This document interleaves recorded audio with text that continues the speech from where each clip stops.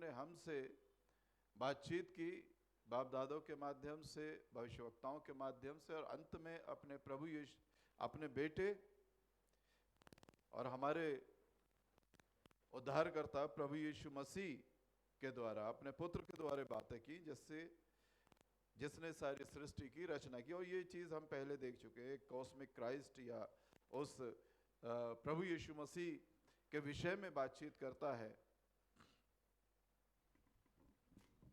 जिसने इस सृष्टि का निर्माण किया है। Thank you. इसको ऑफ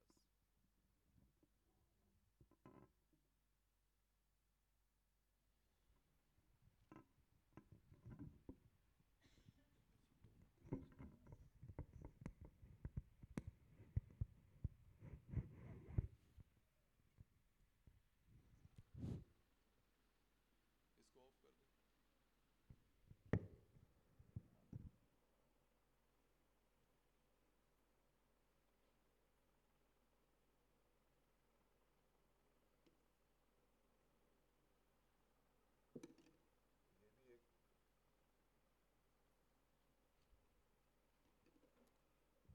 ये भी एक संदेश है कि अगर हम काम के नहीं है तो हटा दिए जाएंगे,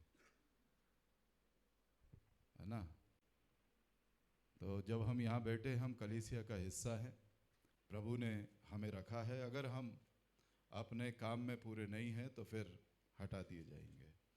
और जो सवाल मैंने आपके सामने रखा कि ये शुरुआत जो है वो कहता है, हे पवित्र लोगों, हे पवित्र भाइयों, 3रा अध्याय रोमन्स, इब्रानियों, हिब्रू 3rd चैप्टर।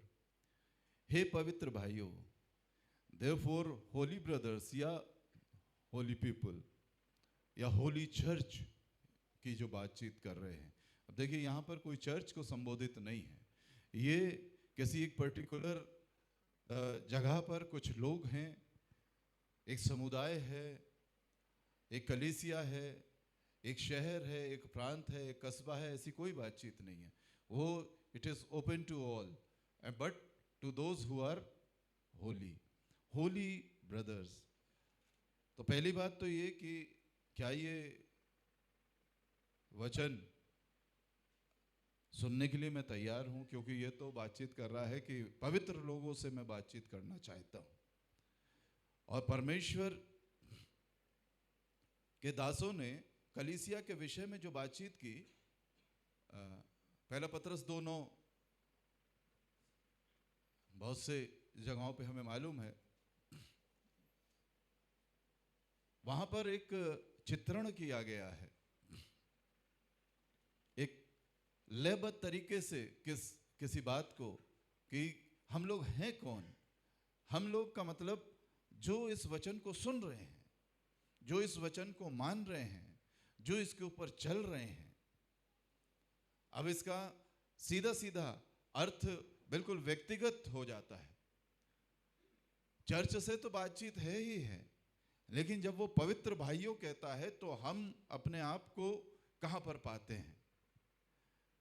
और यहां पतरस भी कुछ इसी तरह से कहता, पर तुम एक चुना हुआ वंश और राजपद अधिकारियों का समाज, या पदाधिकारी याजकों का समाज, और पवित्र लोग, और परमेश्वर की निज प्रजा हो, इसलिए जिसने तुम्हें अंधकार में से। और ये जो खास बात जो latter part of the verse है, वो हमारे टाइटल्स से निकाल कर हमको एक्टिव मोड में लेके आता है। टाइटल सबको पसंद होते हैं, उपाधियां सबको पसंद होती हैं। आप बहुत सुंदर हैं, बड़ी अच्छी बात है, आप बड़े अच्छे लगते हैं, आप बड़ा अच्छा गाते हैं, आप बड़ा अच्छा बोलते हैं, आपका ड्रेसिंग सेंस बहुत अच्छा है, आप बड़े अच्छे पद पर हैं। ये सारी बातें बड़ी सूदिंग हैं, बहुत मन को भाती हैं। कोई कहता रहे, बताता रहे, बहुत अच्छे प्लेयर हो, बड़ा अच्छा आप खेलते हैं, यानी कि जिस जिस फील्ड में है ना, अवार्ड्स भी उसी तरह से मिलते हैं, best nurse, best teacher, best doctor, physician, जो भी है ना, best player, player of the match, क्या कहते हैं वो, man of the match, man of the series, man of the tournament, player of the year, अब तो मिलेनियम की बात होने लगी है। तो हर क्षेत्र में जो यहाँ तक है निज प्रजा तक, यहाँ तक तो बड़ा अच्छा है, लेकिन जैसे ही इसको मैं क्या ये एक पैसिव मोड है ना, यहाँ तक एक पैसिव वे में बातचीत है, ये तो पैसिव से जैसे ही एक्टिव में आते हैं यहां समस्या हो जाती है। इसलिए कि जिसने तुम्हें अंधकार में से अपनी अद्भुत ज्योति में बुलाया उसके गुण प्रकट। क्या ये हो, क्या हम चुने हुए वंश के समान बिहेव करते हैं? क्या हम राज पदाधिकारी याजकों के समाज उस तरह से हमारा चाल और चरित्र है? क्या हम पवित्र लोग हैं? क्या हम ये क्लेम कर सकते हैं कि मैं उसकी निज प्रजा हूं? क्या मैं ये डिजर्व करता हूं कि आज यहां बैठकर मैं इस हिस्से को सुनूं? क्योंकि ये बातचीत कर रहा है किससे? पवित्र लोगों से।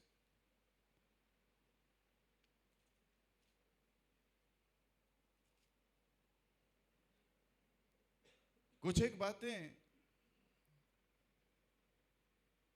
वो सबसे कही जाती हैं, लेकिन कुछ एक बातें हैं जो सिलेक्टेड लोगों से कही जाती है। तो इब्रानियों का लेखक जो है वो ये मान के चल रहा है कि मैंने उस सृष्टिकर्ता परमेश्वर के विषय में जब इनसे बातचीत की है तो अब तुम्हारी समझ में यहां तक ये सारी चीजें आ जानी चाहिए कि अब एक जो कि सृष्टिकर्ता था, वो जो तुम्हारे समान सुख दुख भोगी हो गया, वो जो तुम्हारी समानता में आ गया, वो जिसने तुम्हारे लिए अपने प्राणों का बलिदान देकर तुम्हारी छुड़ौती के लिए जो काम किया है, तो अब तक तुम्हें ये इस कैटेगरी में आ जाना चाहिए। आवाज अगर बहुत तेज है तो हल्का सा डाउन करते हैं। हेलो हेलो चेक, हेलो, हाँ ठीक है। तो अब तक इस कैटेगरी में आ जाना चाहिए। होता है ना कि क्लास में अरे पढ़ा भी दिया, रिवीजन भी करा दिया, अब तो तुम्हें आ जाना चाहिए, क्योंकि बातचीत चल रही है और हम ये ना समझे कि थोड़े समय से चल रही है। क्यों वो इस चीज को कह रहा है, उसके पीछे एक तर्क या एक गंभीरता की बात है जो हम ध्यान नहीं देते हैं। गंभीरता की बात क्या है?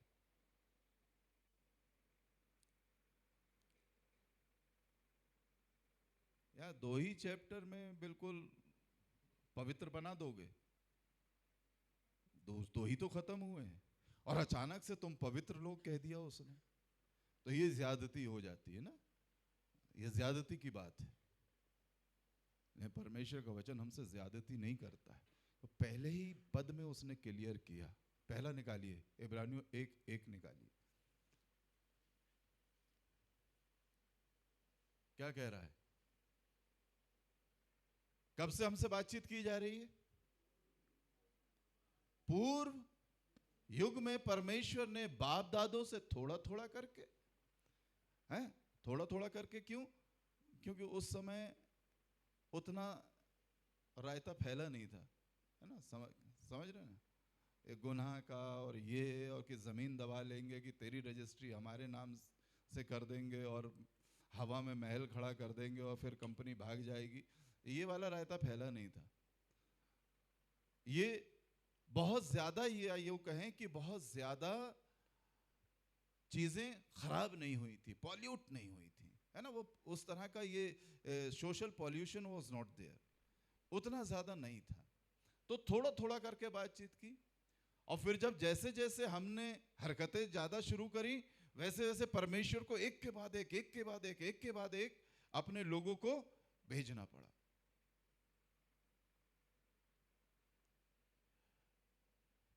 और यहां तक हो गया कि हमने अपनी चाल को फिर भी नहीं संभाला। तो आगे चलो बेटा, सेकंड इसी में, इन अंतिम दिनों में, अब ये लिखने वाला इस बात को जान रहा है कि अब there is no chance, no other chance, अब इसके आगे कोई चांस हमारे पास है नहीं। क्यों? पुत्र आ चुका है।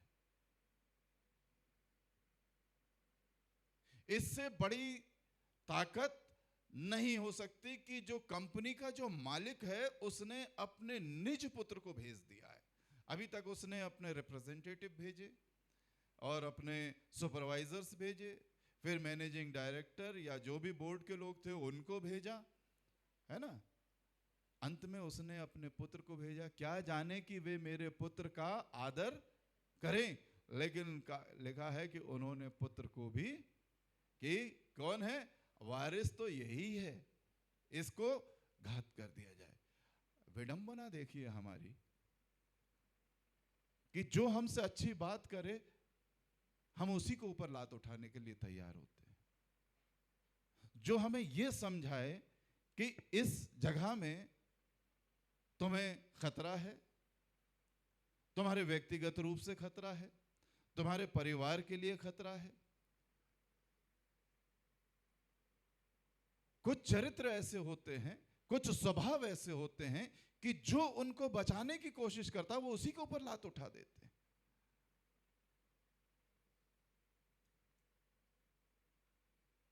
कुत्ता बाहर वाले को काटता है तब तक हम ये कहते हैं बाहर वाला था, अचानक से आ गया काट ले, लेकिन जब वो अपने मालिक को काटता है तो क्या हो गया? अब ये पागल हो गया।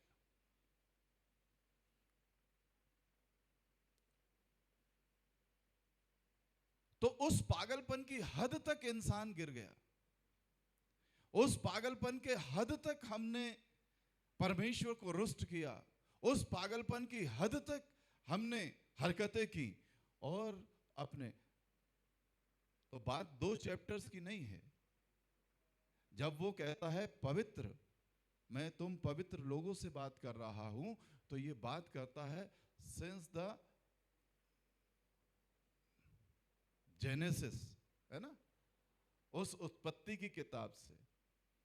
वहां जो कुछ हुआ है वहां से अब तक परमेश्वर तुम्हारे बाप दादों के माध्यम से, भविष्यवक्ताओं के माध्यम से और अंत के दिनों में निज पुत्र के माध्यम से तुमसे बातचीत की। अब कोई नहीं आएगा। इसके बाद तुम्हारे लिए उद्धार काम करने, तुम्हारे लिए बलिदान होने अब कोई नहीं आएगा। तो ये एक खतरे की घंटी भी हमारे लिए इब्रानियों की किताब बजा देती है और बताती है। पहली बात जो यहां पर है, हे पवित्र लोगों,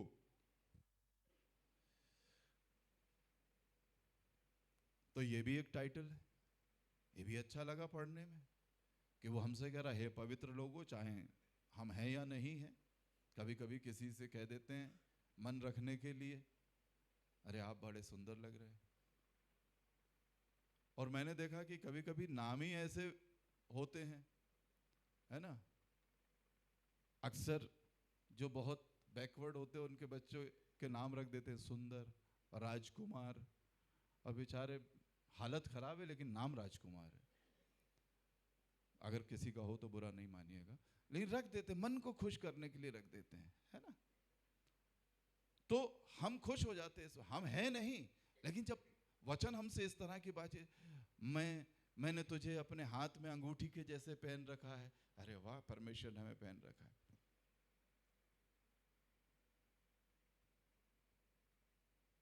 तो ये चीजें हमें अच्छी लगती। एक और चीज, फिर से हम इस पैसिव से एक्टिव में वचन लेके आ रहा है हमें। टाइटल ठीक है, पवित्र। अब हो क्या, करना क्या है? तुम जो स्वर्गीय बुलाहट में भागी हो। निष्क्रियता परमेश्वर के निकट नहीं है। वो निष्क्रिय परमेश्वर नहीं है। Inactive, he is not inactive God, he is very much active. Even at this moment he is active. वो किसी से बात कर रहा है अभी भी, इस समय भी, अपने इस वचन के माध्यम से वो बातचीत कर रहा है, वो द्वार को खटखटा रहा है। अब बात हमारी है कि हम खोल रहे हैं या नहीं खोल रहे हैं, ये मेरे और आपके ऊपर व्यक्तिगत रूप से डिपेंड करता है।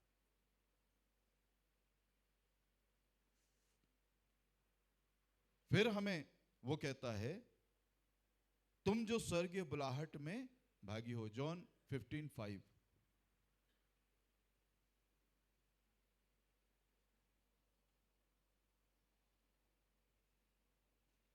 मैं दाखलता हूं, तुम डालियां हो, जो मुझ में बना रहता है और मैं उसमें, वो बहुत फल, क्योंकि मुझसे अलग होकर तुम कुछ भी नहीं कर सकते। बहुत फल हम कब फलेंगे? जब हम उसमें बने रहेंगे। वो हमें क्या कर रहा है? उन स्वर्गीय बुलाहट में तुम भागी हो, हमें बता रहा है वो कि शुरुआत से अब तक परमेश्वर ने तुम्हें अपने साथ बनाए रखा है। तो हम क्या उस योग्य फल हमारे जीवन में दिखाई देते हैं? इब्रानियों मेरे से और आपसे बातचीत कर रहा है, हर एक व्यक्ति से बातचीत कर रहा है, और वो ये कहना चाह रहा है कि उस प्रारंभ के दिनों से अब तक तुमने सारी चीजें देखी हैं, जानी हैं, समझी हैं, तुम्हारे ही लिए ही की गई हैं, तुम्हारे ही लिए सब कुछ हुआ है। क्या तुम्हारी समझ में अब आया है कि नहीं कि तुम्हें अब तक कैसा हो जाना चाहिए था? पवित्र हो जाना चाहिए था। क्यों पवित्र हो जाना चाहिए था? क्योंकि तुम स्वर्ग की योजनाओं में भागी हो। हम जब तक पवित्र नहीं होते हैं, जब तक परमेश्वर के उस बुलाहट को समझ नहीं लेते हैं, we can not be the part of divine provisions. We can not be. वो जो स्वर्ग की योजनाएं हैं, तभी तो, और इसीलिए तो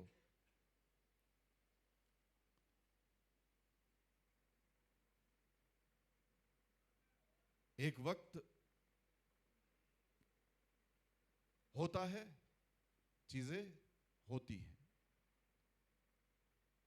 कोई जीवन होता है, जब वो कुछ करता है तो चीजें घटित होती हैं,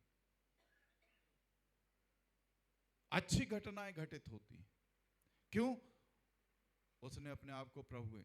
एक जीवन होता है, वो जो भी करता है वो दुर्घटना होती है, वो अच्छी घटना होती ही नहीं, हो ही नहीं सकती। नीचे नीचे आप पढ़ लीजिए इसको, मुझसे अलग होकर तुम कुछ भी नहीं कर सकते। हम करेंगे जरूर, लेकिन जो करेंगे वो गलत करेंगे। क्यों? क्योंकि वो सोच नहीं है, वो रिसोर्स हमारा जो है वो गलत है।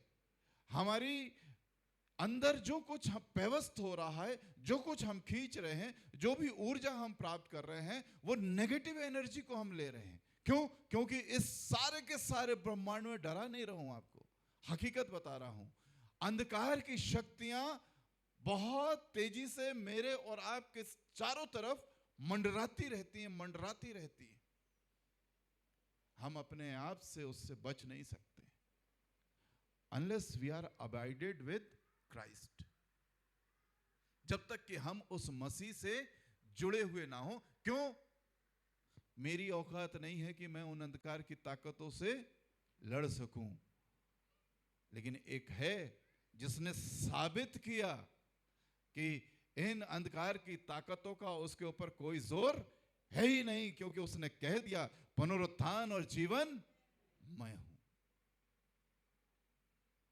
और तीसरे दिन जी उठकर उसने उस कथन को प्रमाणित कर दिया। एक है जो विजेता है, एक है जो जयवंत है, और उसी मृत्युंजय परमेश्वर के पीछे चलते हुए, उसका अनुसरण करते हुए हमें इस अंधकार की ताकतों के ऊपर जय प्राप्त करनी है। अकेले हम उससे भिड़ नहीं सकते। अकेले अगर लड़े हो जाता सब कुछ, तो फिर ये सारी तैयारी जो हमें दिखाई देती है, वो फिर इतनी तैयारी की बातचीत नहीं का। वो कहता है यू अलोन इज सफिशिएंट।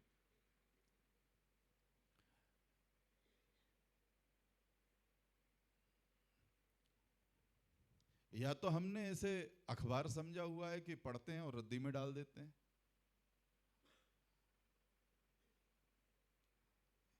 और अगर बुक ऑफ लाइफ है तो ये पढ़ के मेरे जीवन में कुछ तब्दीली होना लाजिम है। यह हो नहीं सकता कि वचन का पढ़ने वाला सही से, देखिए पढ़ने में और सही से पढ़ने में और उसके इंप्लीमेंट होने में बहुत फर्क है। यीशु मसीह ने कहा जो मेरी बातें सुनकर उन्हें मानता है वो उस बुद्धिमान व्यक्ति के समान है जिसने अपना घर किस पे बनाया है, और जो मेरी बातें सुनकर उन्हें नहीं मानता घर वो भी बना रहा है। आप ध्यान दीजिए, दोनों जन जी रहे हैं, दोनों जन कुछ कर रहे हैं, दोनों जन एक ही काम कर रहे हैं, लेकिन एक का काम बना रहता है और दूसरे का ढह जाता है। हम उससे अलग होकर, यीशु मसीह ने यूं ही नहीं कह दिया कि मुंह में आया था एक विचार आया और कह दिया, मुझसे अलग होकर तुम कुछ नहीं कर सकते। जो मेरी बातों को मानता है, 7:24 मती यही है।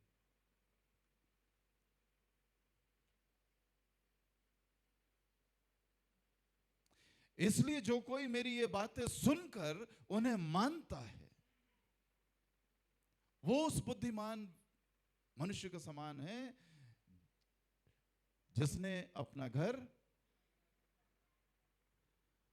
दोनों बनाएंगे। हम कहते हैं ना वो भी तो कर रहे हैं, हमें शिक्षा दिए जा रहे हो, वो कर रहे हैं हमसे तेजी से। क्या वो किसका घर पहले बना था, किसका घर पहले बनेगा? एक सिंपल लॉजिकल सिंपल बात है। रेत के घर जल्दी बन जाते हैं ना, घूमने गए पिकनिक पे और रेत का घर बन गया। आपका घर बना ऐसे कि पिकनिक पे गए और घर बन गया? बनवाया ना, जीवन दा आपने बनवाया ना, पीछे जब बनवाया था तो किसी दिन पिकनिक पे जा गए थे, बन गया था? रेत के घर पिकनिक पे जाते हैं और बन जाते हैं, और फिर अपने ही पैर से, या फिर लहर आई, या फिर कोई छोटा सा पपी आया और खत्म।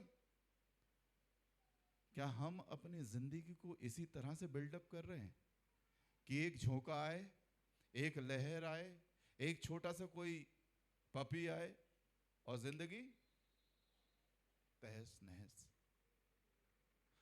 अरे हम छोटी बात को नहीं रोक पाते हैं, जरा सी बात को नहीं रोक पाते। अपने तक आई और तुरंत भयंकर रिएक्शन। वो एब्जॉर्बिंग पावर हमारे अंदर नहीं। कौन देगा? यीशु ने कहा जो डाली मुझ में बनी रहती है वो फलवंत होती है। समय लगेगा जुड़ने में, बनने में, उसके साथ चलने में, क्योंकि फल के निकलने का एक समय होता है। आम का पेड़ आप ले आइए, अभी तो मई में आम आएंगे, चलो भाई एक आम का पेड़ ले आए और लगा लें, इस अपेक्षा से कि मई में उसी में से आम खाने हो जाएगा।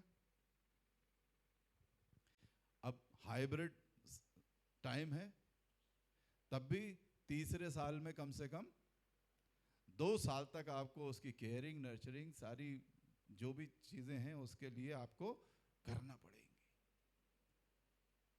हमने जिंदगी का खिलवाड़ बना रखा है, कुछ नहीं करते हैं इसके लिए, और चाहते हैं कि मसीह रिफ्लेक्ट हो जाए। कोई आएगा, कन्वेंशन करेगा और हमारे जीवन से मसीह ऐसे दिखने लगेगा।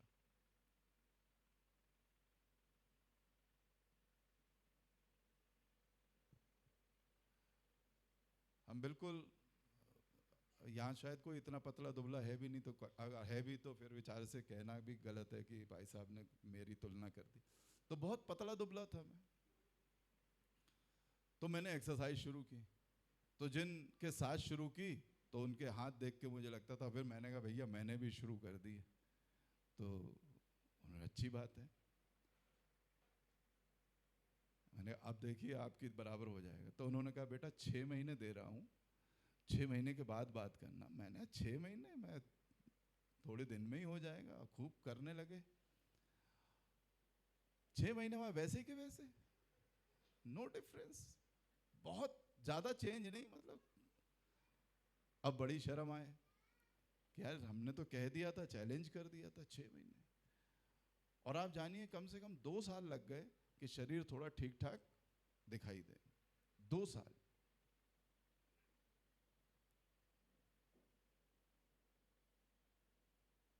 शरीर थोड़ा ठीक ठाक दिखाई दिया। हम लोग यहाँ बैठे हैं, चर्च में आते हैं, बाइबल पढ़ते हैं, प्रार्थना करते हैं, किस बात के लिए? इटर्नल लाइफ के लिए। और मैं इनसे कह रहा था 2 घंटे की पिक्चर होती है और उस पे कहानी लिखने वाला कहानी लिखता है। जो कहानी लिखता है वो डायलॉग नहीं लिखता है। अर्पित गलत तो नहीं कह रहा हूं? कहानी है, डायलॉग राइटर डायलॉग लिखेगा। कैमरामैन अपनी जगह है, लेकिन शेड कौन सा होना है? सिनेमेटोग्राफर कहते हैं उसको। वो छायांकन जो करता है वो करेगा कि भाई बड़ी लड़ाई की है या बहुत नेगेटिव हीरो जो है वो उस तरह का है, तो क्या रखा जाएगा? उसका बैकग्राउंड थोड़ा ब्लैक रखा जाएगा, डार्क शेड रखा जाएगा। रोमांटिक है तो थोड़ी खुली जगह में जाएगा, कहीं फूलों की वादियां होंगी। तो ये उसका काम होता है। म्यूजिक डायरेक्टर अलग होता है, गाने लिखने वाला अलग होता है, एक्टर्स अलग होते हैं। उन्हें मतलब वो मेहनत इस तरफ कर ही नहीं रहे कि कहानी क्या लिखी जाएगी, डायलॉग क्या होगा। वो उनका काम है, उनका काम है अपने एक्सप्रेशन। और तब 7-8 महीने में, बहुत जल्दी भी बनी तो 7-8 महीने में कितनी देर की कहानी तैयार हुई? और हम एक कन्वेंशन में जाके अपनी इटर्नल लाइफ की कहानी डिजाइन कर लेते हैं। वो अपना काम कर रहा है, मैं ये नहीं कह रहा हूं कि वहां जाना गलत है या वो आया है वो बोल रहा है वो गलत है, लेकिन मेरी एक्सरसाइज गलत है। ये हो नहीं सकता है। एक चीज आएगी और वो लेके चला जाएगा। मैंने शायद पहले भी बताया कि एक कन्वेंशन होने जा रही थी, तो कमेटी बैठी कि क्या क्या करना चाहिए। तो यहाँ कमेटी बैठी है, बातचीत कर रही है। उसने कहा कि हम लोग क्या करेंगे कि खुले में, तो नहीं मौसम ख़राब है, अच्छा तो चलो हॉल है इसमें कर लेते हैं। फिर लाइट की व्यवस्था होनी, ये होनी, तो जनरेटर होना, ये होना, वो होना। दूसरी तरफ दूसरी सभा चल रही थी, तो उन्होंने कहा ठीक है हम ये यहाँ पर कर रहे हैं, बाहर बारिश कर देंगे, सब डिस्टर्ब हो जाएगा। उसने कहा तुम डिस्टर्ब क्या करोगे, बड़ा हॉल है उसमें चले जाएंगे। अच्छा, तो बोले ऐसा करते हैं हम लाइट गायब कर देंगे। उन्होंने, तुम लाइट गायब कर दोगे तो उनके पास जनरेटर है, वो शुरू कर देंगे। और फिर कैसे डिस्टर्ब किया जाए इन्हें?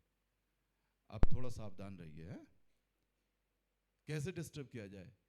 क्योंकि वचन प्रचार होगा, वो अपना प्रभाव डालेगा, वो अपनी बात कहेगा। अब मैंने कहा थोड़ा अब शक मत करिएगा अपने पड़ोसी पे। कुछ नहीं करना है, वो पास में जाके बैठना, जैसे जैसे वचन इनके पास आता जाए तुम उठाते रहना। तो बिल्कुल नेक्स्ट सीट पे बैठ जाना। उसने अपने चेलों से कहा वचन जैसे आएगा उसको मन में, हृदय में पैबस्त मत होने देना। बस सिंपल, वेरी सिंपल। तो हमारी जिंदगियां कुछ इस तरह से हम सोचते हैं। यहां के बाहर कोई एक्सरसाइज नहीं है, क्या करने आए हैं? वर्शिप करने आए हैं। वर्शिप हो गई, खत्म, अब अपनी दुनिया। यहां रिचार्ज होने आए हैं। रिचार्ज के बाद क्या होता है? अब वो पूरे जितनी देर का उसमें टाइम है, एक एंड्रॉयड कितनी देर, एक फुली चार्ज हो जाए तो 6 घंटे तो चलेगा, अगर लगातार चलाएं उसे, है 6 घंटे लगभग चलेगा। ये रिचार्ज स्टेशन है, रिचार्ज होइए और 6 दिन तक उस ऊर्जा के साथ काम करिए। जो ऊर्जा अभी आप प्राप्त कर रहे हैं परमेश्वर के वचन को पढ़ने से, गीतों को गाने से, गवाही के सुनने से, प्रेज एंड वर्शिप से, किसी भी तरह से जो कुछ आपके अंदर जा रहा है, आप 6 दिन तक उसका इस्तेमाल करिए। वरना छठे दिन अगर ऐसे ही आ गए तो यीशु मसीह कहेंगे, ऐ निकम्मे दास, गेट आउट। मैं नहीं कह रहा हूं। छठे दिन के बाद जब आप 7वें दिन फिर चर्च में आएंगे तो यीशु मसीह पूछेगा, जो वचन तुझे मिला था, क्या तूने उसका कुछ व्यापार किया, कुछ लेन देन किया?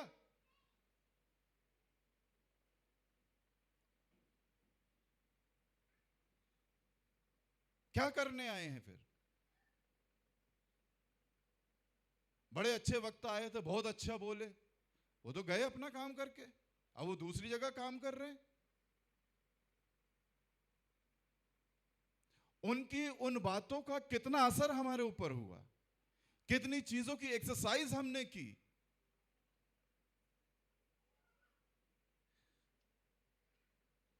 वो अपनी जगह ठीक है, बहुत अच्छा गा रहे थे, लेकिन उससे अच्छा गाने वाले हमारे पास, हम कितना इस्तेमाल उसका कर रहे हैं?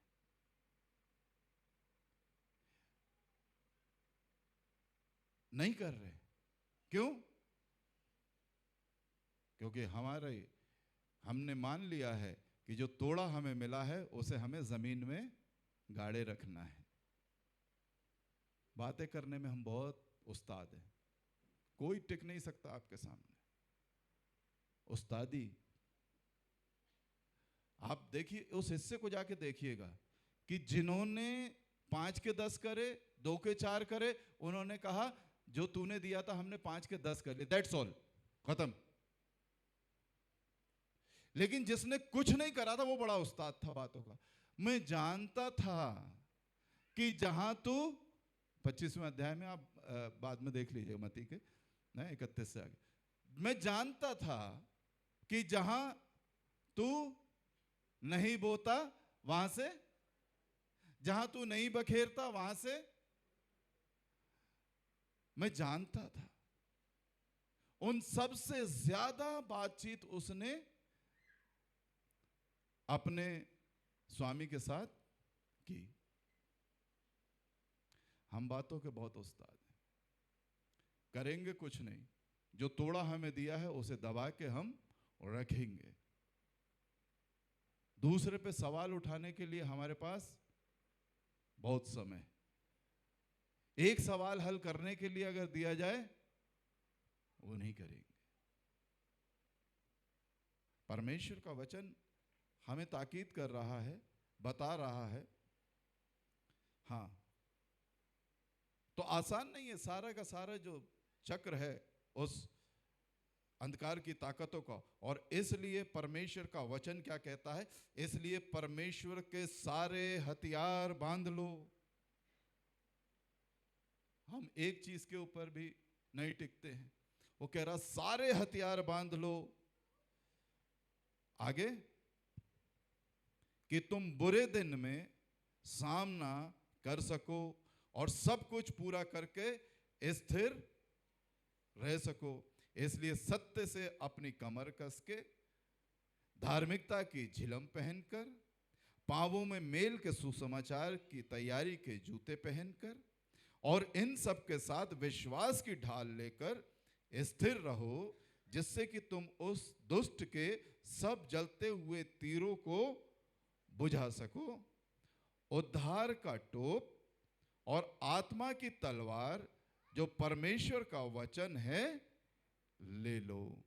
मैंने कहा उसे मारने और उसे काटने की ताकत हमारी और चीजों में नहीं है सिवाय प्रभु यीशु मसीह में, क्योंकि उसने कहा है वचन की तलवार ले लो। वचन क्या है?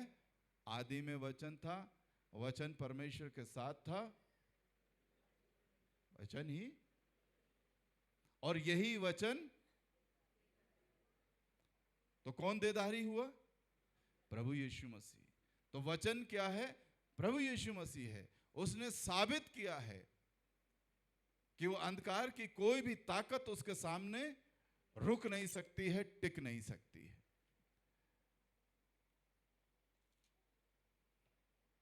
सो हम उस स्वर्गिक योजना के में भागीदार हैं। तो ये सारी तैयारी मेरे और आपके लिए लाजमी है, जरूरी है। आगे वो कहते हैं, उस प्रेरित और महायाजक यीशु पर जिसे हम अंगीकार करते हैं, ध्यान करो, मेडिटेट ऑन हिम। किसके ऊपर? The apostle, the high priest, वो जो मेरे लिए और आपके लिए आया। Consider him, meditate on him, think upon. हमें सोचना चाहिए, हमें विचार करना चाहिए, हमें मनन करना चाहिए, हमें ध्यान करना चाहिए, हमें उसमें लीन होना चाहिए कि वो यीशु क्या है। किस बात के ऊपर हम ध्यान करें? यीशु मसीह के ऊपर। वो कहता है, वो अपने नियुक्त करने वाले के लिए विश्वास योग्य था। सो उसकी उस फेथफुलनेस पर मेरे को और आपको विश्वास करना है। हम अपनी जुगत ज्यादा भिड़ाते हैं बजाय इसके कि यीशु मसीह के ऊपर ध्यान करें। हमारी अपने जुगत ज्यादा होती हैं, अपनी योजनाएं, अपने तर्क, अपनी समझ, अपने तरीके से चीजों को डिफाइन करना, बताना, उनको लोगों के सामने रखना, और वहीं पर हम मूर्ख हो जाते हैं। जो हम देख रहे हैं उसको हम अपने तरीके से परिभाषित करने की कोशिश ना करें। मत्ती 17 अध्याय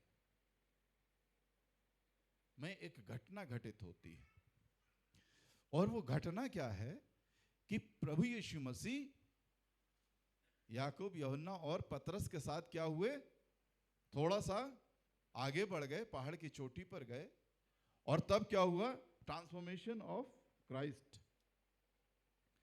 यीशु का रूपांतरण हुआ, रूप बदल गया। और लिखा है, मुंह उसका जो था वो सूर्य के समान चमका, और उसका वस्त्र ज्योति के समान उजला हो गया। अद्भुत दर्शन, बड़े सौभाग्यशाली कि उन्होंने प्रभु यीशु मसीह, जो हाड़ मास का बंदा उनके बीच में था, उसके उस डिवाइन पर्सनैलिटी को यहां पर देखने पाए। ये सब देखने के बाद उन्हें बिल्कुल नतमस्तक हो जाना चाहिए था, झुक जाना चाहिए था कि अब जरूर कोई बड़ी बात घटित होगी। और भी कुछ था, आगे देखो, और भी कुछ देखा उन्होंने। मूसा और एलिया उसके साथ बातें करते हुए उन्हें दिखाई दिए।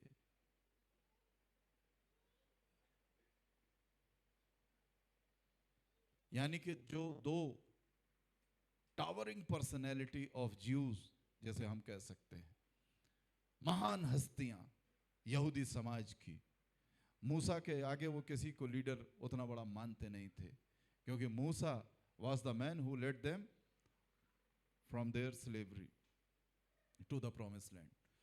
ये मूसा था। एलिया वो व्यक्ति था जो सदे, तो भविष्यवक्ताओं में उसका बड़ा आदर था, क्योंकि वो फिजिकली ही वॉज लिफ्टेड है, उसने डेथ को नहीं देखा और यहां से उसको उठा लिया गया। ये सारी चीजें हैं, बहुत अद्भुत घटनाएं हो रही हैं, बहुत सी चीजें हो रही हैं। मैं ये नहीं कह रहा हूं कि इनके सामने हो रही हैं, मेरे और आपके सामने भी बड़ी अद्भुत घटनाएं होती हैं। मैंने और आपने भी बड़ी बड़ी अद्भुत घटनाएं देखी हैं। मैंने और आपने इससे बड़ी अद्भुत घटना क्या देखी होगी कि 1 अरब 42 करोड़ के आसपास हम लोग, अब तो चाइना को सरप्लस कर दिया हम लोग, जय जयकार हो, इतने कर्मठ लोग हैं हम लोग, है ना।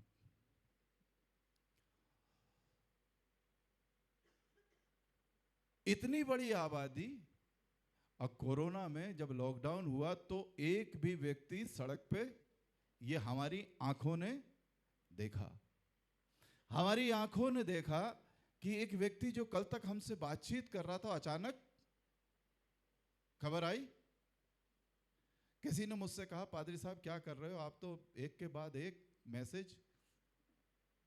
उस दिन मैंने 3 डेथ मैसेज भेजे थे एक दिन में। और ये तो बहुत छोटा सी एक बात बताओ, उनके जो हमारे बिल्कुल नोन थे, करीबी थे, कलीसिया के थे, एक दिन में 3 डेथ मैसेज, जाना जैसे हम जानते हैं अपने क्लोज सर्कल में।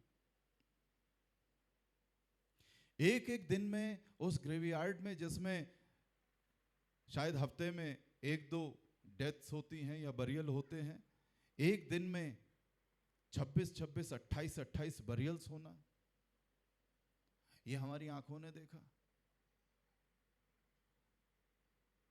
हमारे घरों के अंदर भी समस्याएं हुई, वहां से रिकवरी को भी हमने देखा। क्या ये मिरेकल नहीं थे? क्या ये परमेश्वर की अद्भुत योजना नहीं है कि आज मैं और आप बैठे हैं? क्या हम इनसे कमतर हैं जिन्होंने उसके रूप को बदलते हुए देखा? हमने भी इस संसार के, उन्होंने तो यहां पर देखा रूप को बदलते हुए, हमने तो इस सारे संसार में देखा कि यहां से अमेरिका तक सड़कें सूनी हैं और कब्रिस्तान में लाइन लगी हुई है, क्योंकि एक बार में बरियल हो नहीं सकता है। यहां से अमेरिका तक जो एडवांस ए ग्रेड क्लास 1 या फर्स्ट क्लास कंट्रीज हैं, हम तो थर्ड वर्ल्ड के लोग हैं, वो फर्स्ट वर्ल्ड के लोग थे, वो फर्स्ट वर्ल्ड वाले भी उसी से जूझ रहे थे, हम थर्ड वर्ल्ड वाले भी उसी से जूझ रहे थे। और उन सारी समस्याओं में हमने परमेश्वर की अद्भुत कार्यों को अपने बीच में देखा। लेकिन उसके बाद फिर हम शुरू हो गए, फिर वही गोबर दिमाग में, वही सारी चीजें। 5वें अध्याय 5वें पद में आते आते वही बेकार की बात इन्होंने कर दी कि यीशु मसीह को, आगे चलो बेटा इससे। यहां पर कहते हैं हे प्रभु हमारा यहां रहना अच्छा है। यीशु मसीह ने कहा था कि हम ऊपर घर बनाने जा रहे हैं? अगर कहते तो वो 12 को क्यों, वो जो पीछे छूट गए थे 9, उन्हें क्यों छोड़ाते? उन्हें मानो ये 3 लोग बना लेंगे घर, वो और लोगों को लेते, उन 70 को भी कहते भाई घर बनाने के लिए तो लोगों की मैन पावर की जरूरत होती है। जिस चीज के लिए आए नहीं हैं उस तरफ जा रहे, जो बेकार की चीज है उसमें अपनी सारी एनर्जी लगा रहे। हमारे तौर तरीके तो देखिए जीने के, जिस बात के लिए बुलाए नहीं गए हैं वो बिल्कुल मेहनत के साथ कर रहे हैं, पूरी सारी की सारी अपनी ताकत, सारी युक्तियां उसके लिए लगाए हुए हैं।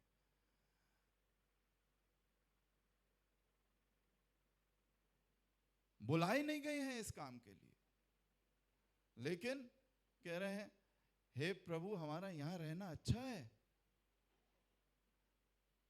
1-2 बातें वो जानते थे पहले से, यहां रहना हमारा क्यों अच्छा है।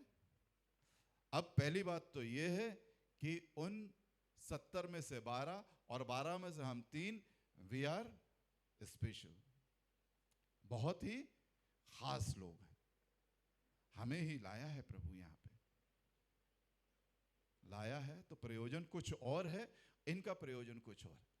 यहां रहना अच्छा है यदि तेरी, अब देखिए पहले अपनी बात कह दी, हमारा यहां रहना अच्छा है यदि तेरी इच्छा हो। पहले पूछ लेते हे प्रभु तेरी इच्छा क्या है। पहले भड़ से मुंह से जो कूड़ा करकट था वो उगल दिया, उसके बाद उसको मेकअप कर रहे हैं, है ना। तो जब आप लोग मेकअप कर रहे हैं तो समझ लीजिए कि कूड़ा करकट सही कर रहे हैं। यदि तेरी इच्छा हो तो यहां 3 मंडप बनाऊं, एक तेरे लिए, एक मूसा के लिए, व्हाट अ जेनरसिटी, और एक एलिया के लिए।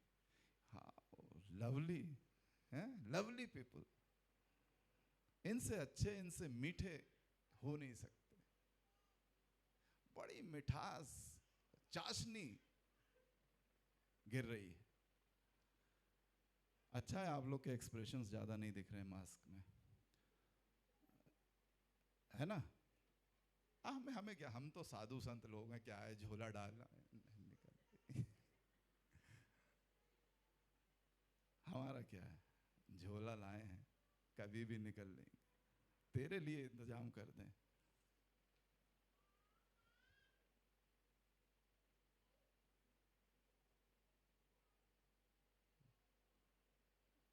परमेश्वर हंसता भी नहीं होगा, बड़ा तरस आता होगा उसे, क्या करूं, मेरी इमेज इतनी डर्टी होगी, इतना डर्टी माइंड होगा, बड़े अफसोस की बात। पांचवा पद क्या कहता है?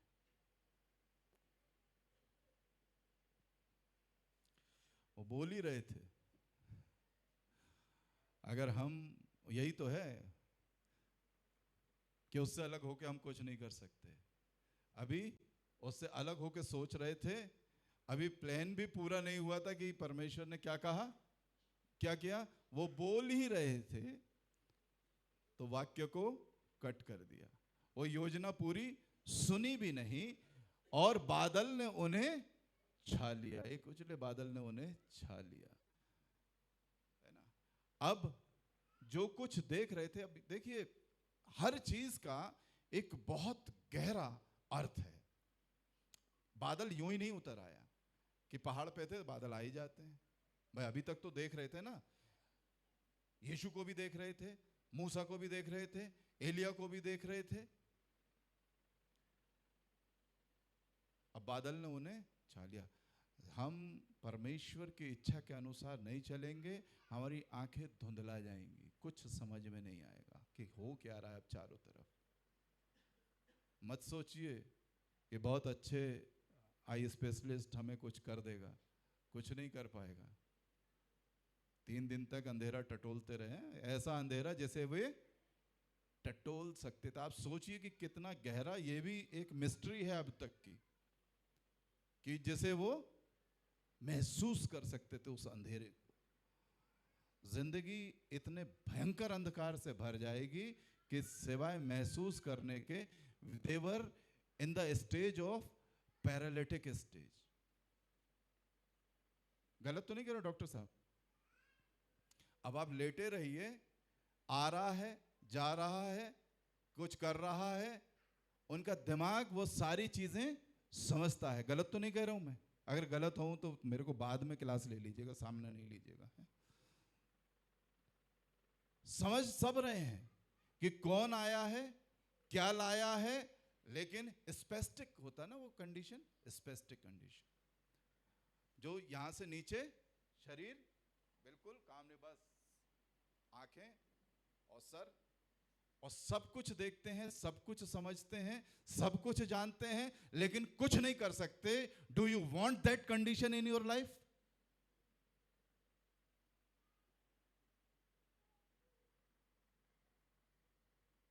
इसलिए पहली जगह पे लौट आइए। अगर वो कह रहा है तुम पवित्र लोगों से मैं बात करना चाहता हूं, क्या हम उस स्थिति में जाना चाहते हैं कि परमेश्वर हमें उस स्थिति में ले जाए जहां हमें कुछ ना सूझे? अब क्या है, आवाज आ रही है,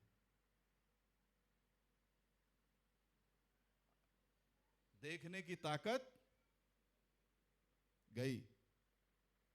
जब जब हम अपनी इच्छा को परमेश्वर की इच्छा से ऊपर रखेंगे, हमारे जीवन से वे आशीषें जो अब तक हमारे जीवन में हैं वे भी छीन ली जाएंगी। खत्म, करिए मौज जितनी करनी।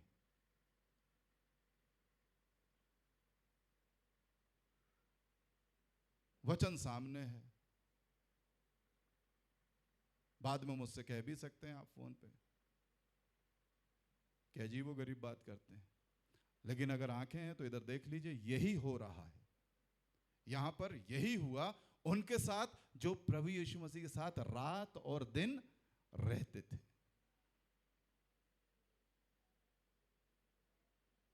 क्या प्रिविलेज उन्हें मिला था कि उन्हें देख रहे थे जो उनसे सालों पहले सैकड़ों वर्ष पूर्व खत्म हो गए थे। What was the privilege and they lost it। ना मालूम और क्या क्या देखते वो, लेकिन बीच में ही अपनी बुद्धिमत्ता, अपना कूड़ा उड़ेल दिया। अब सुनो क्या लिखा है, ये मेरा प्रिय पुत्र है जिससे मैं प्रसन्न हूं, इसकी सुनो। Meditate on him, meditate on my son, think of him, consider him in your life. लेकिन हम ये नहीं चाहते हैं, हम नहीं चाहते हैं कि हम प्रभु यीशु मसीह के ऊपर ध्यान करें, हम नहीं चाहते हैं कि हम उसके विषय में सोचें, हम नहीं चाहते हैं कि वो मसीह मेरे ध्यान और आकर्षण का केंद्र हो, क्योंकि हमारी इन आंखों के आकर्षण और हमारी योजनाएं कुछ और हैं। और इसलिए अगर इस तरह का जीवन है तो यह हिस्सा मेरे और आपके लिए नहीं। खत्म। दुआ मांगे। जीवित और सामर्थी परमेश्वर तेरे पवित्र चरणों में है। पिता परमेश्वर, एक दो दिन नहीं, हजारों हजारों साल तूने हमें दे दिए कि हम तेरे उस बलिदान को समझ सके और तेरे पुत्र प्रभु यीशु मसीह के ऊपर ध्यान कर सके। खुदावंद खुदा, तेरा ये वचन हमसे कोई चुराने ना पाए, इसे हमारे हृदयों में अंकुरित करें और फलवंत करें, और हम उस योग्य हो सकें जिससे ये इब्रानियों की किताब और ये लेखक और तेरा पवित्र आत्मा बातचीत करना चाहता है। प्रभु यीशु मसीह के पवित्र नामों को मांग